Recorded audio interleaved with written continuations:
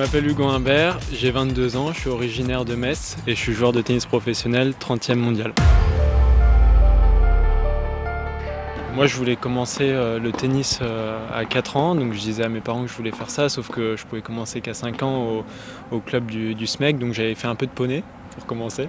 Mais bon, j'ai pas du tout accroché et je suis vite parti au tennis et puis donc j'ai commencé au SMEC avec Vincent Krigwinski. Et j'ai tout de suite accroché. Une partie très importante aussi de moi, c'est que j'aime la musique. Je fais du piano et depuis que j'ai 5 ans, j'avais fait aussi un peu de guitare. Ça me permet de m'évader. Quand je joue au piano, je ne réfléchis pas, sinon je n'arrive pas à jouer. Donc je fais vraiment tout au feeling, tout à l'instinct et je prends beaucoup de plaisir à jouer au piano. J'adore. Ma première coupe, je l'ai gagnée à 8 ans. C'était un tournoi en fin d'année dans un club. Et je me rappelle que la coupe, je dormais avec, elle était à côté et je pouvais plus m'en passer. Alors je suis parti à Poitiers à 12 ans. Ça n'a pas été une décision facile, on va dire, parce que j'étais loin de ma famille et c'était un socle très important pour moi. Mais j'ai eu de la chance que mes parents me laissent le choix de décider. Et j'avais tellement envie de faire ça depuis très jeune et je savais que c'était un endroit qui me permettait de progresser. Donc j'ai pas hésité trop longtemps. J'en garde un très bon souvenir. Malgré que les 2 premières années, j'ai pas pu jouer à cause de blessures, de problèmes de croissance. C'était dur parce que d'aller voir les autres potes aller s'entraîner et puis toi t'étais au bord du cours, tu les regardais et tu dis non mais moi j'ai envie de faire ça aussi mais je peux pas. Mais je l'ai plutôt bien vécu parce que j'étais toujours dans un cheminement mental où je me disais que ça allait aller. J'étais quand même très positif. Je pense qu'ils m'ont aussi gardé pour ça parce qu'ils ont senti que j'aimais vraiment ça et que j'aimais vraiment le tennis. Ouais. C'était à mes 12 ans, juste avant de rentrer à Poitiers, je crois. Et je me rappelle que le tout premier match, j'étais un peu tendu. Je suis à Roland, je joue à Roland-Garros, c'est incroyable. J'avais quand même fait demi-finale, donc c'était plutôt un bon tournoi pour moi. Et ensuite, donc, je m'étais blessé et j'étais revenu, je crois, pour les 15-16 ans. Et il y a eu un match contre Evan Furness, c'était en quart de finale, où j'avais pris un avertissement à la fin alors que je me comporte toujours bien sur un court. Et je m'étais fait disqualifier sur la balle de match. Ce qui s'était passé, c'est que j'avais pris un avertissement déjà et j'étais mené 5-4 au 3e set, 30-15 sur son service à Evan. Je rate une volée, je m'énerve, juste devant l'arbitre. Bon, je dis pas quelque chose de vraiment très grossier. Je me replace pour faire 40-15 et là il dit avertissement monsieur Humbert, point de pénalité, je sais le match. Et là je me souviens, je m'étais écroulé. J'ai revu l'arbitre 4-5 ans après et il m'a dit tu te souviens de moi? Je lui ai dit non pas du tout et puis il m'a expliqué l'histoire, je lui ai dit ah ouais oui je me souviens. Et il m'a dit c'est vrai que j'ai été un peu dur. Un de mes matchs qui m'a fait prendre conscience de beaucoup de choses, c'était les qualifs à Roland-Garros contre Ben Mans. Ce match-là, j'ai commencé à me tendre, j'étais très crispé. Au bout d'1 heure et quart, j'étais en crampe, je prenais pas du tout de plaisir avec le public, tout ça. Et en fait, j'avais du mal avec la compétition. Et je me suis dit, écoute, si c'est pour être aussi tendu, être malheureux, si t'as qu'à faire autre chose, si ça te plaît pas. Avec mes coachs, on a débriefé longtemps. Ce match, il a fait mal. Il a fait mal et je me rappelle Cédric Reynaud, Cyril Brechbuhl et Rodolphe Gilbert qui étaient là à l'époque. On avait beaucoup discuté et j'avais pris le temps vraiment de réfléchir à la suite. Et puis, c'est une prise de conscience. Ça m'a permis de me concentrer un peu plus sur le jeu, de prendre du plaisir dans le fait que je jouais avec mon adversaire aussi. Donc j'ai l'impression que des fois j'étais un peu seul sur le court, que je devais me battre contre lui mais aussi contre moi-même. Et là ça a été un déclic, ouais. Ça a été un déclic, j'ai pu me libérer complètement et être vraiment moi-même, m'accepter. Puis là, c'est parti là. Juste après ce tournoi, j'ai commencé à faire mes premiers challengers.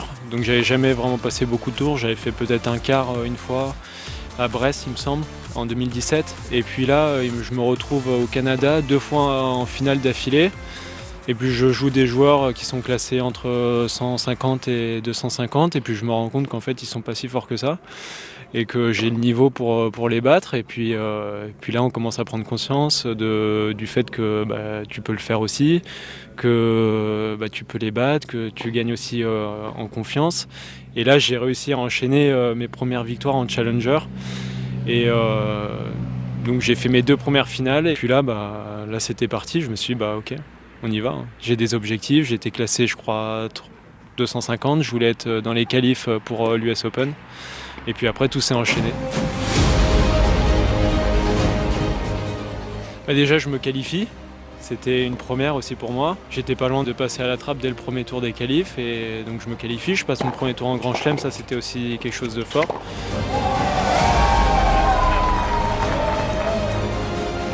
Et puis j'ai joué mon match contre Wawrinka sans complexe, j'y suis allé. Vraiment très curieux de savoir ce que ça allait donner, sur quoi je devais encore travailler, ce qui avait bien marché. Et je me suis rendu compte que avec du travail, on peut arriver à beaucoup de choses.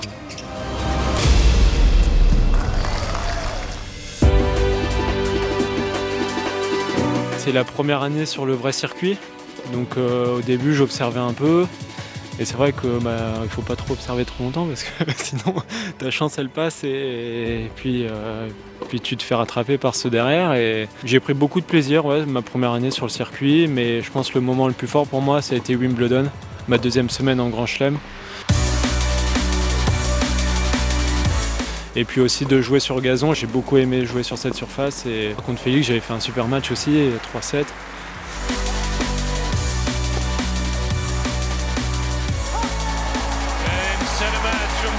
C'était des belles victoires. Et puis de me retrouver contre Djokovic, le numéro 1 mondial, c'est quand même pas mal.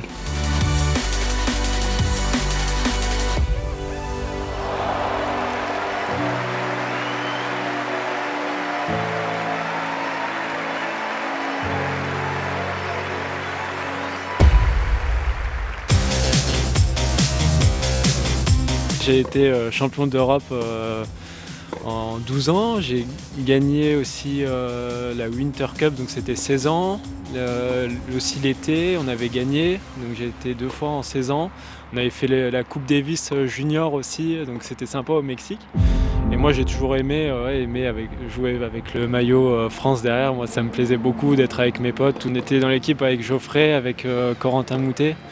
Il y avait Wolfgang Olivier aussi, on était jeunes ensemble à Poitiers et on avait gagné ces titres-là ensemble et je me rappelle c'était vraiment des sensations fortes. Tu joues pas seulement que pour toi, il y a un truc supplémentaire et un supplément d'âme on va dire. Et moi c'est toujours quelque chose qui m'a fait rêver quand j'étais jeune. J'ai adoré parce que tous les joueurs avec moi étaient géniaux. Ils m'ont très bien intégré au groupe. J'ai passé une très belle semaine, j'ai vraiment apprécié d'être avec eux, de pouvoir voir un peu comment ça se passait. Donc c'était une semaine très intéressante.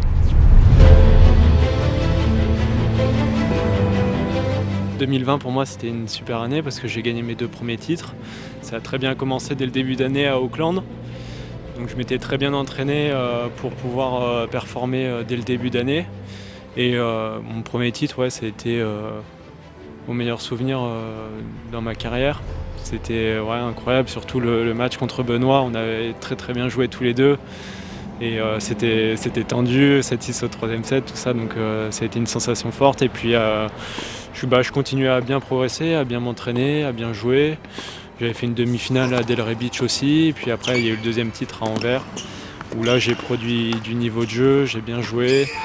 Un match contre Carreno, contre Dominor, contre Evans, c'était des bons matchs. Et puis après, il y a eu le quart de finale à Bercy, en fin d'année, le dernier tournoi. Donc victoire aussi sur Medvedev, donc 2 top 10. C'était une belle année, dans la progression dans la suite.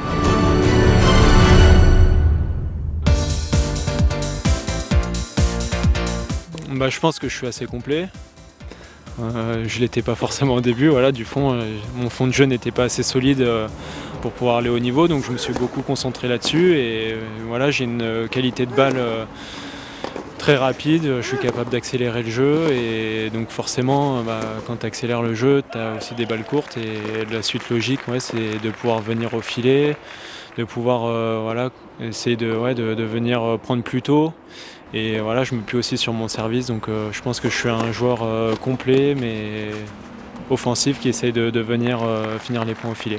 Je suis un acharné de travail et j'adore la compétition. Le mix des deux, moi ça me convient parfaitement. Voilà, quand je travaille, je sais qu'après sur le match, quand je vais jouer mon adversaire, je vais pouvoir jouer avec lui, je vais pouvoir m'amuser aussi. Je vais pouvoir faire le bon coup au bon moment et moi j'ai toujours fonctionné comme ça. Voilà, le travail. Et je sais qu'avec le travail on peut arriver à beaucoup de choses. Voilà. Et je suis curieux de savoir jusqu'où ça va m'amener.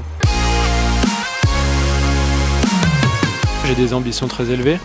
J'adore me fixer des objectifs, mettre du sens à ce que je fais, pourquoi je travaille, pourquoi je suis sur le terrain. Et pour moi, c'est quelque chose de très important. Voilà, c'est des objectifs personnels, mais qui me permettent tous les jours d'être à fond et de prendre du plaisir à 100% dans ce que je fais.